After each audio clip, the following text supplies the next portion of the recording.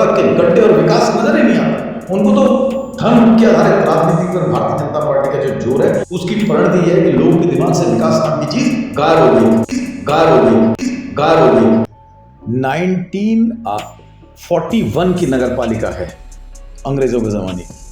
आज तक एक ट्रंचिंग ग्राउंड, एक कूड़ा जहां पर निर्धारित हो कूड़ा है। 21वीं सदी में जाने की हम बात कर रहे हैं, 21वीं सदी में पहुंच चुके हैं।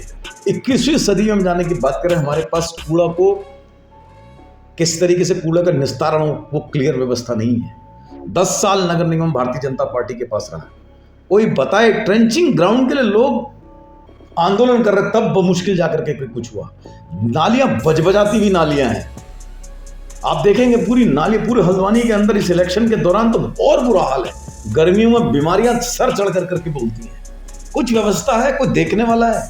कोई देखने वाला नहीं है। बात सिर्फ यही है कि राजनीतिक नेतृत्व जहां बहुत कमजोर हो जाता है या फिर उसका ध्यान सिर्फ और सिर्फ माल कमाने में रहता है, तो वो जनता की फिक्र किसको होगी? वही हो रहा है। इतना करोड़ों रुपया जो है सरकार की तरफ से कहते हैं आया, मैंने तो सूचना के अधिकार में लिखा था, पता चला पैसा ही नहीं आया। तो ये जब हो रहा है, जब कोई देखना नहीं चाहता। आज मैं एक बात मुझे अफसोस और बड़े दुख के साथ कह रहा हूं, तो चुनाव चले गए।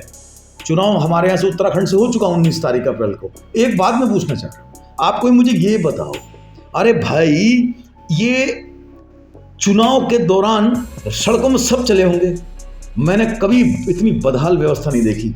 लेकिन हकीकत यह है कि लोगों का ध्यान अब विकास से हट चुका, उनके दिमाग में कुछ और मुद्दे डाल दिए गए।